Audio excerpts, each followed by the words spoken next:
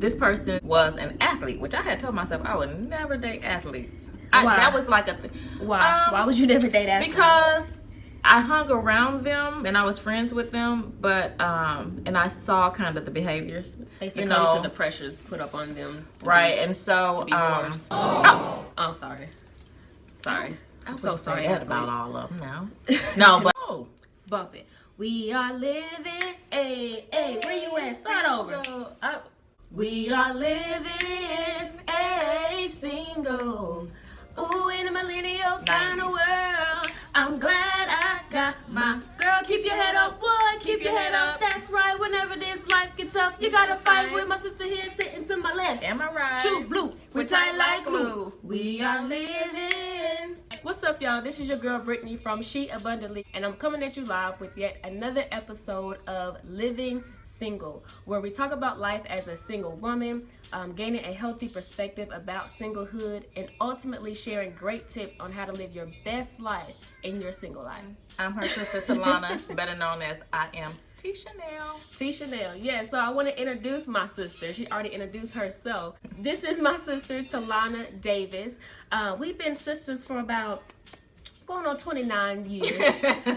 a long time, but I'm glad to have her on my campers. Shut up. I'm glad to have her on my side. You know, I wanted to bring my sister in and to really talk about something that I know is so needed in today's time, and that's living life as a single woman and being a mother at the same time.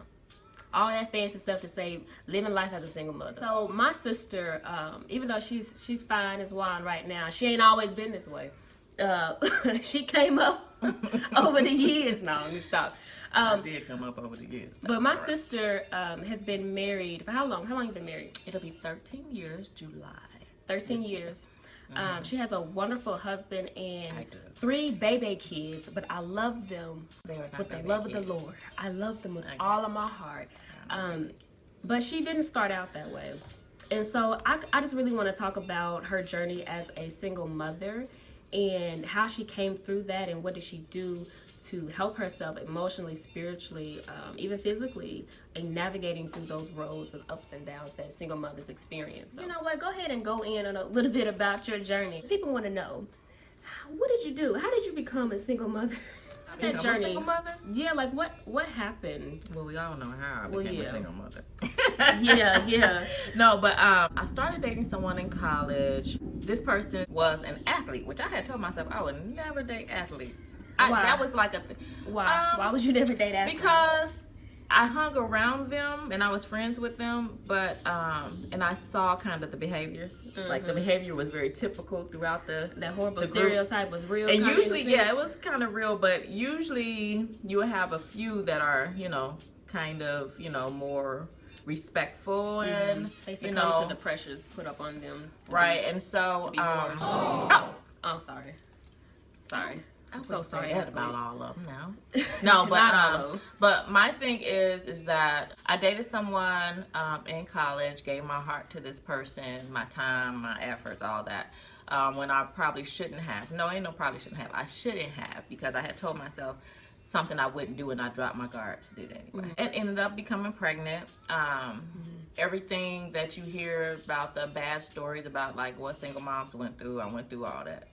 How old were you? I was 12 when he was born. So count 12 from there. So it was about 22. Now I know you can't forget the age you was when you had your first baby.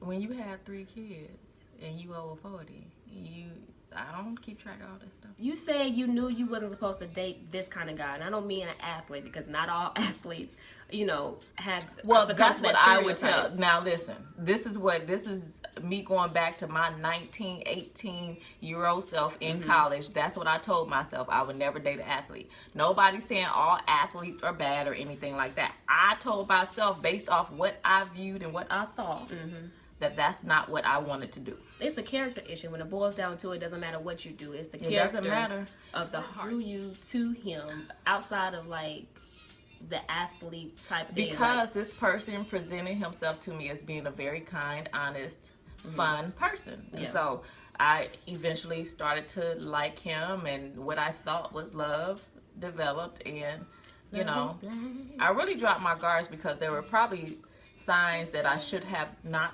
gone there. Like what?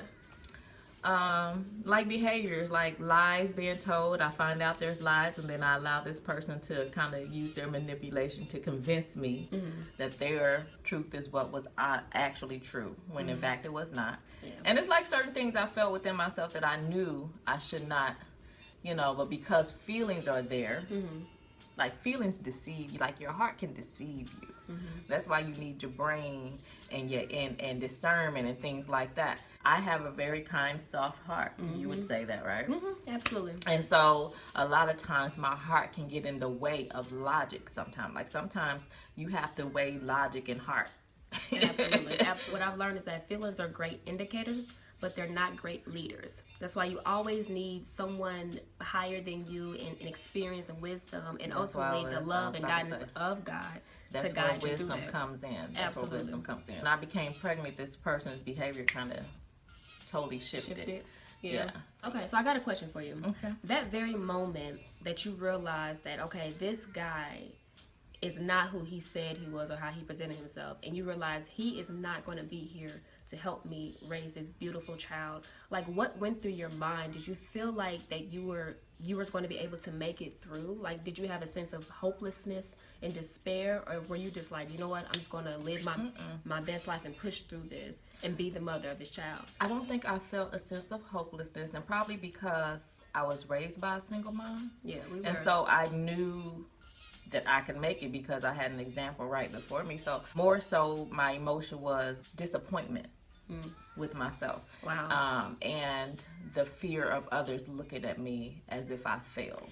Now that's a big one. So that's was huge. more so because I know I had young girls looking up to me who were younger than me, who saw me like on campus, you know, young girl on campus, doing well, engineering. I was a part of a sorority, so I was always active and, you know, was more concerned about disappointing others, and I was very disappointed in myself. Instead of looking at it like, oh, woe is me, now I gotta do this, my mind went straight to, dang, now I gotta work harder to make this happen because I can't drop out. Like that was my attitude towards it, because I knew I wasn't going back home. Yeah, and you had a whole human being to take care of. And so it just pushed me, it just catapulted me to even take what my schoolwork and everything even more serious so that I could graduate and get up out of there. Absolutely. So I got another question for you that the people probably want to know.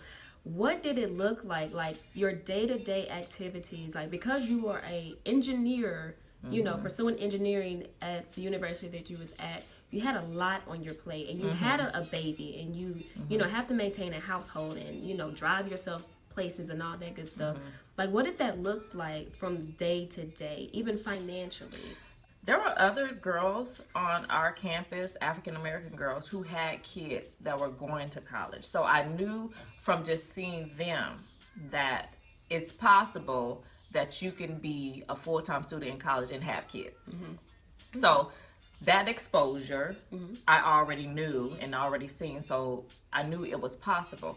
So then I had to figure out, well, how can I get help? So I started asking questions to some of the admins at school, to some, you know, this daycare that I knew of. I went in and I talked to them about, you know, like, what does it look like? It was actually a daycare that was like a block from campus. And I was like, so what does this look like? I'm pregnant, I'm about to have a baby. I had to sign up to get assistance for WIC and things like that. And so I did that. Were you ashamed about that? There was a little bit of shame because I didn't expect myself to be in a position to have to ask for any type of assistance. But it helped you, did it not? It did help me. It did what it was supposed to do. It helped me get through that time of me being a student. And you didn't have a mindset that you were going to stay there. No, I think that's a lot of people feel like I pretty much did what I had those programs. I was able to get free daycare because I was a full-time student. So single moms who are full-time students, they have programs out there for you that would assist you in, you know, child care and things of that nature. So this was the crazy thing. I had him 2 weeks later, school was starting for the fall because I had him in August. So I had to figure out, because no child care takes your kids before 6 weeks. So I had no clue what I was going to do for those 4 weeks of school. And so I just started asking my friends, like, do you know of anyone? One of my friends' mother was a retired mom, and she stayed home, and that lady, Miss Pettis, I'll never forget her. She's passed on now, but I will forever hold a special place in my heart for her. She's always been the sweetest lady. But she would arrive at my house at 7 a.m. every morning, and whatever classes I had during that day, she would stay there with my son. And then, when I was done with class, she would leave. Yeah. And so that's how I got through those 4 weeks. And then at 6 weeks, I enrolled him in child care. So I would say the one of great advice for single mothers out there is to really get involved with the community. Like, find resources in your community. You have to ask questions. You have to go to the child care places. You got to go. Like, actually, when you go and apply for, like, the WIC programs and things like that, they'll give you a lot of resources that you can call and see, like, who can help, who can, Yeah. Because I know a couple of single mothers right now, like, they live in a totally different state from all their family. They feel so alone. And it's like, you're really not alone. As long as there's human beings around. You have resources around you. You just have to tap into them. And really get involved in building relationships within your church community, or just all around. There's so many resources for single mothers that collectively come together to support one another. And if you're a full-time student, there's even more resources. So I want to go back a little bit about the whole shame part.